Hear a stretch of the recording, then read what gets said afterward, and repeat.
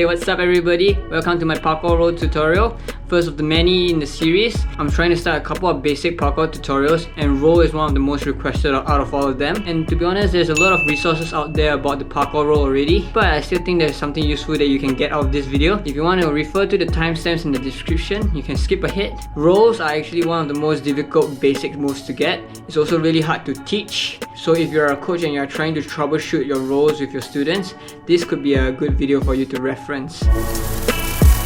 The parkour roll is a shoulder roll diagonally across your back, which is not the same as the gymnastics forward roll where you're rolling straight along your spine. It is used to absorb impact and redirect momentum to where you want to go after a drop. Also, the roll might come in handy when you're not expecting it, like when you're tripping over or you're bailing out from a flip.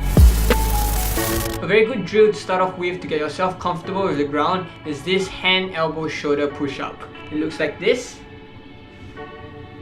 This drill really helps you understand how to use your hands to absorb in a roll. You can start on your knees and then slowly progress onto your feet. And as you get better, you can raise your foot up higher and higher, and it becomes like a serious conditioning drill. The next thing to warm up is your back. Lie down on the floor, tuck your legs up, and try to move around on your back and find as many different spots as possible. Not only does it feel really comfortable, but it also allows you to find the spots on your back that hurts, and you want to try to avoid those areas in the roll. As you go on, you want to try to bring your legs further and further back and even touch the floor. This requires a lot of core strength, and it's also a conditioning exercise if done right.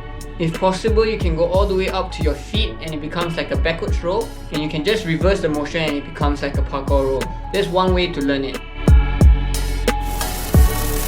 If you're completely new to rolling, I would recommend starting it off on a soft mat and progressively moving on to a hard surface. Learning the roll on a harder surface is the best way to learn the roll, because the hard ground actually gives you the feedback you need to know whether a roll is good or not. Most of the time in parkour, you'll be landing on hard concrete surfaces anyway, so to be really good in the roll, you must know that you can roll on the harder surface. If it's painful, there might be something that you have to work on. Start from a kneeling position with your feet slightly staggered. If you're rolling onto your right shoulder, your right leg should be in front, same for your right hand. Form a diamond shape with your hands and place it on the floor slightly to the side of the opposite shoulder. Then, I want you guys to do the same drill that you did earlier on, with your elbows touching the floor and then your shoulders. Once your shoulder is touching the floor, you should feel like you're on the same path as you were in the second drill. You just have to add a little bit of a push from your legs to go over your head. Make sure you're tucking your chin in and then your legs.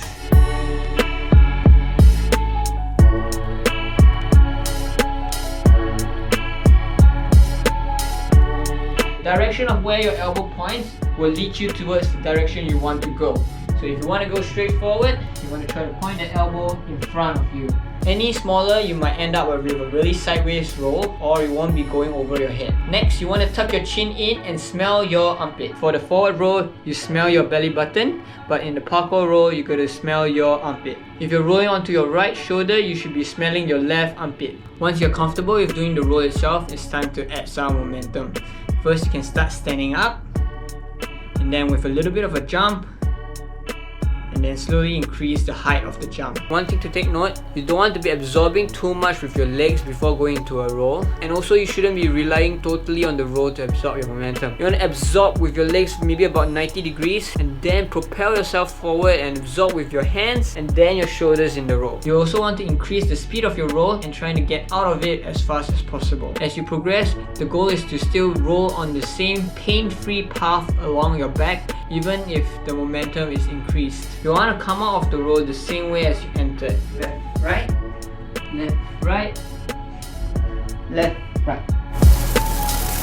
Don't forget to train your other side. Sometimes when you bail, you don't get to choose which side you get to roll on, so make sure to train both sides. Next, you also want to learn how to control the speed of your roll. Being able to do it both slowly and quickly has its own benefits, so make sure to practice both. You want to learn how to roll in a very tight space as well. Maybe in certain scenarios you don't have a lot of room to spare and there's a drop on the other side. Lastly, dive rolls and rolling on obstacles. I'm gonna make a dive roll tutorial in the future for sure.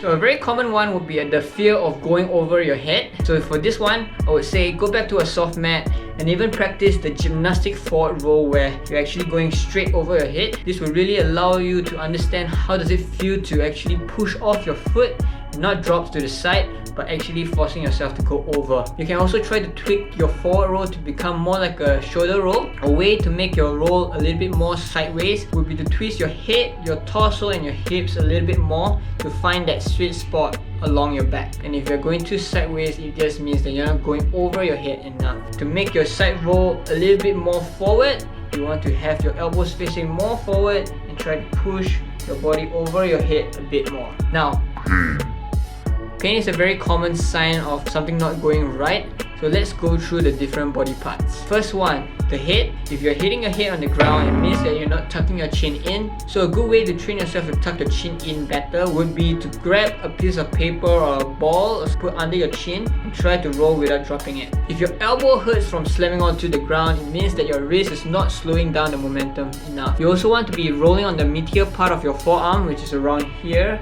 to here. If you're slamming your collarbone down, means you're not twisting your body enough. You should be rolling from your forearm to your shoulder and then to your upper back. So I totally avoid this area. So in order to get this part of your shoulder to touch the floor, you have to add a little bit more of a slant in the roll. So make sure you're twisting a little bit more. Next, the hip bone. Is this bone over here. This is a very common one. Even for me, I still hit it from time to time if I screw up my roll. So I want to try to roll from here to here a little bit more rather than from here to here.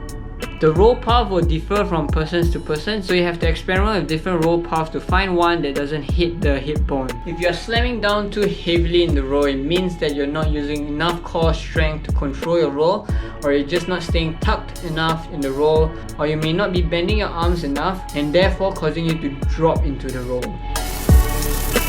Just to end off, I just want to say that the roll requires a lot of training, a lot of practice, a lot of trial and error to finally find a roll that suits your body type. So pain at the start is very normal. Don't let that deter you from training your rolls. But if you have to rest your back, please do so. Don't train with a bruised back because it will just take a longer time to heal. But actually all these bruises kind of condition your back to become tougher, and it also makes you more resilient to the pain if you were to mess up your roll in the future. Just like our calluses, our back requires some kind of conditioning to toughen up to actually get used to the concrete surface. So for those people who are brand new to sports in general and you don't have a lot of muscles yet, you might want to go into a lot more conditioning to build up your upper back, your shoulders, your forearms, so that the roll won't be so painful if you're rolling on your muscles instead of your bones. These muscles actually serve as additional armor to protect you in your rolls. Alright, thank you for sticking all the way to the end of the video. Please let me know what other fundamental parkour tutorials you want to see, and I hope to make them soon. Please like, share and subscribe, and I'll see you in the next video.